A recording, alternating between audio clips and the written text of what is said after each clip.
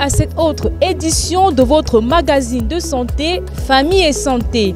Aujourd'hui, nous nous intéressons à une maladie meurtrière, le cancer. Le cancer, il y en a différents types.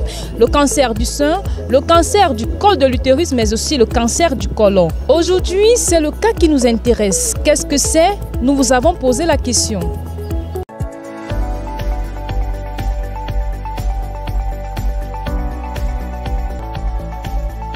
Le cancer du côlon? Non, je ne connais pas. Jamais entendu parler? Non, jamais. Oui, j'en ai entendu parler. C'est un cancer qu'on attrape, c'est le gros intestin, non? Ouais. Pas vraiment, parce qu'actuellement, ma femme que j'ai, elle l'a eu. Et elle est au Canada, mais elle a été guérie. On a dû enlever tout son gros intestin. Mais j'étais pas là quand elle a eu, moi j'étais ici. Parler du cancer du côlon? Mais non, pas encore. C'est une grande première.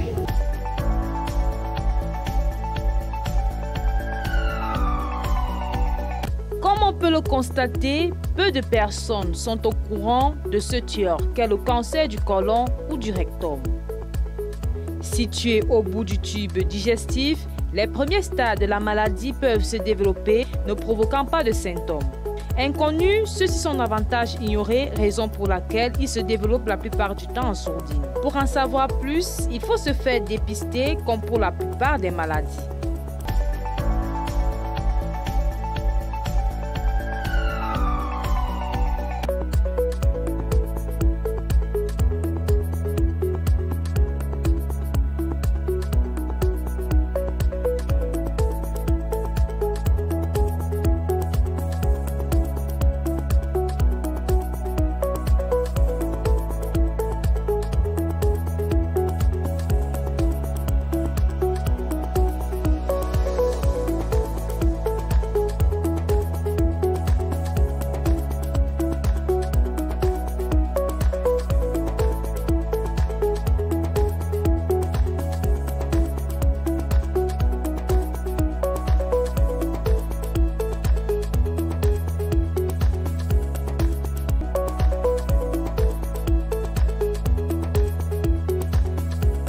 Le cancer du côlon est une maladie meurtrière qui tue plusieurs personnes dans le monde. Pour en savoir plus, voyons cela avec l'expert du jour, le docteur Théophane Zoua.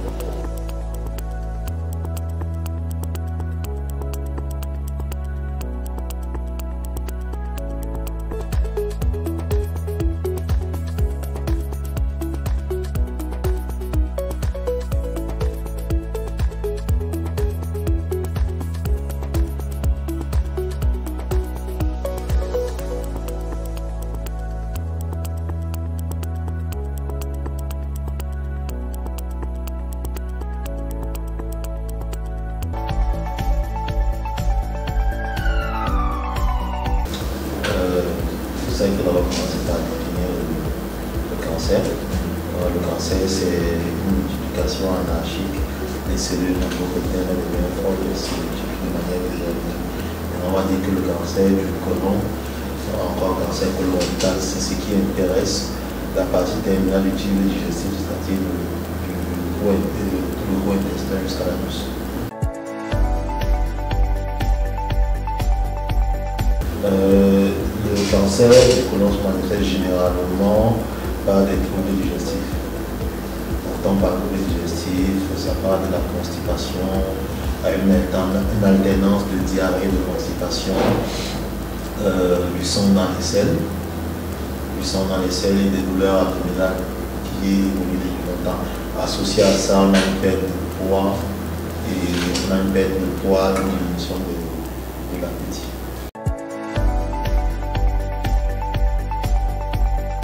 Généralement, il faut dire que le cancer du côlon intéresse la plupart du temps certains tranches d'âge. Maintenant, si vous avez des problèmes récurrents de digestion, il est conseillé de voir le gastro-entérologue parce que ces signes, vous le doutez bien, ça peut arriver à n'importe qui. Donc, on ne va pas dire que tout le monde qui a la constipation et puis que c'est le cancer du côlon. Donc, il faut voir le gastro-entérologue qui va faire une coloscopie qui permet de voir l'intérieur du côlon et de déceler la lésion. Et c'est comme ça qu'on va pouvoir faire le diagnostic.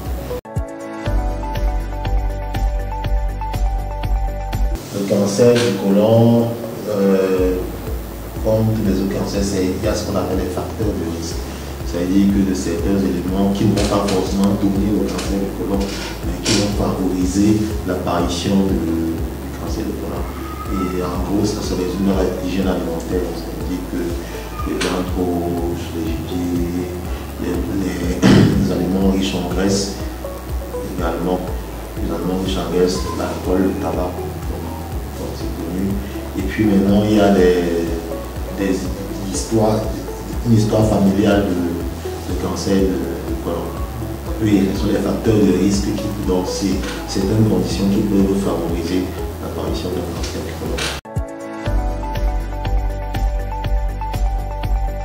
Ça aura des conséquences. Si votre digestion n'est pas bien, si vous avez un cancer, vous allez perdre du poids, comme j'ai dit, vous allez maigrir, anémie, et puis il y a le décès. Si il n'y a rien fait, c'est le décès.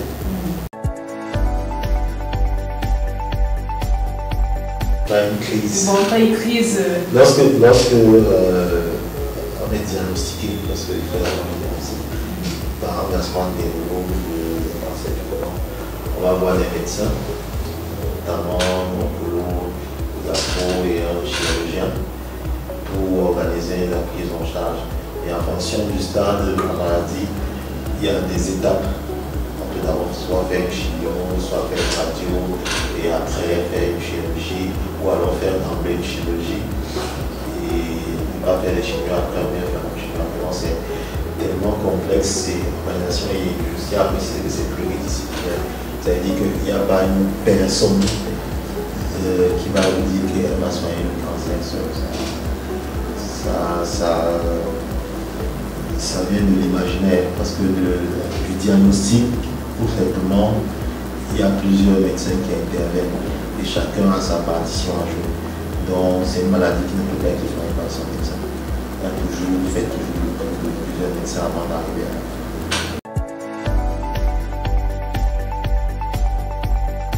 donc, comme je l'ai dit, la prise en charge est pluridisciplinaire. Il y a plusieurs modalités, il y a la chimio, il y a la radiothérapie, il y a la chirurgie. Donc, en fonction du stade de la maladie, une méthode sera choisie. Et ça, c'est en collégialité, ça veut dire que ce n'est pas une personne qui décide comment. Comme j'ai vu le malade, c'est moi qui commence d'abord. C'est-à-dire que quand le malade est vu par les spécialistes, ils se mettent d'accord, voilà comment on va cheminer. Donc, il n'y a pas de schéma classique, de schéma précis. C'est vrai qu'au Cameroun, l'organisation n'est pas encore de telle sorte qu'on puisse se parler. L'organisation, c'est généralement, j'appelle le médecin qui voit, puis bien, voilà. Donc c'est un peu difficile de prendre de manière correcte les cancers au Cameroun. Bien qu'il y a certaines disciplines qui ont réussi à mieux s'organiser que d'autres, mais dans l'ensemble, de manière correcte, c'est assez difficile, comme ça devrait se faire. Le fait de répondre à la question, oui, il y a un traitement qui est curatif, mais ce sont des cancers qu'on réussit à guérir pour la plupart lorsque c'est vu pour ça qu'à un certain âge ou on présente certains symptômes, il est mieux de consulter un gastroentérologue qui vous dit que ça, c'est un cancer. Même si on est jeune, il y a des cas d'enfants de 11 ans, là on voit un cancer du côlon. Donc s'il y a 11 ans, une petite fille qui a fait des selles, il y a du sang, mais tout le temps constipé, il ne faut pas dire que c'est la sorcellerie, mais son mal examiné. Il faut penser à consulter. C'est le médecin qui dit que c'est ça ou c'est pas ça. Oui. Cela veut dire que la consultation, dans ce cas, est très primordiale. Donc comme dans toutes les maladies, il n'y a aucune maladie qu'on peut soigner sans consultation, même le palud. Il n'y a aucune maladie qu'on peut soigner sans consultation.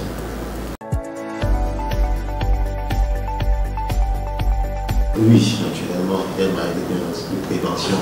C'est déjà diminuer son exposition aux facteurs de risque, avoir une alimentation saine, faire du sport, pas de tabac, pas d'alcool, très peu d'alcool, ce qu'on veut donc éviter l'excès. Et c'est pour la prévention, comme on a dit, passive.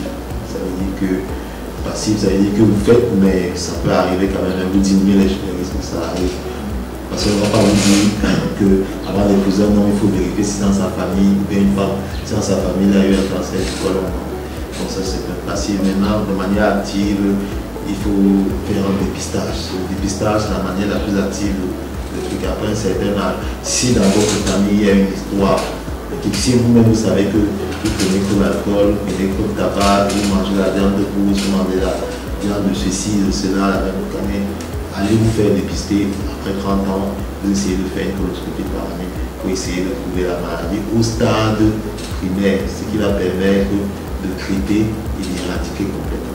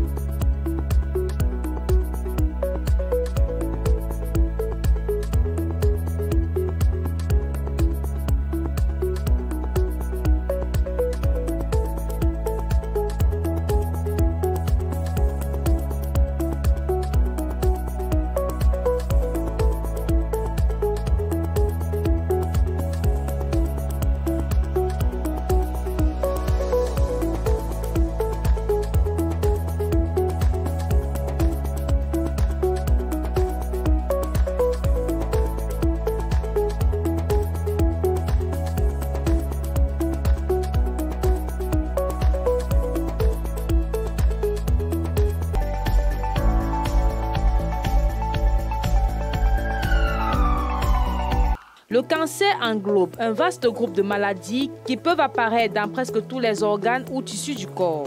Les cellules anormales se développent de manière incontrôlée et se répandent au-delà de leurs limites habituelles pour envahir les régions voisines du corps et se propager à d'autres organes. Le cancer est la deuxième cause de décès dans le monde entier et a fait 9,6 millions de morts en 2018, soit un décès sur 6. Les cancers du poumon, de la prostate, colorectal, de l'estomac et du foie sont des types de cancers très courants chez les hommes, tandis que les femmes sont les plus souvent atteintes du cancer du sein, colorectal, du poumon, du col de l'utérus et de la thyroïde.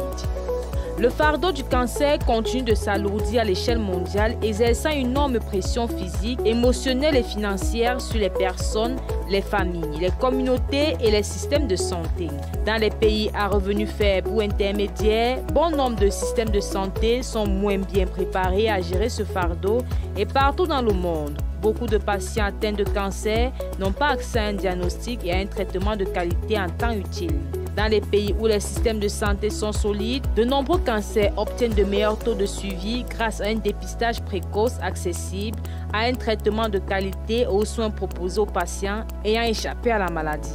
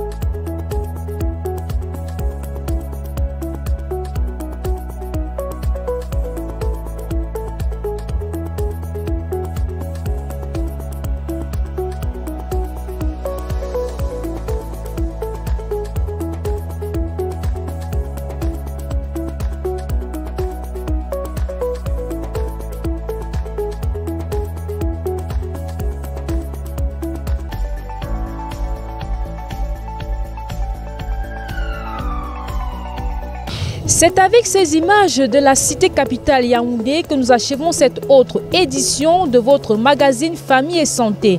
Nous espérons que vous avez été édifiés sur cette maladie qu'est le cancer du côlon.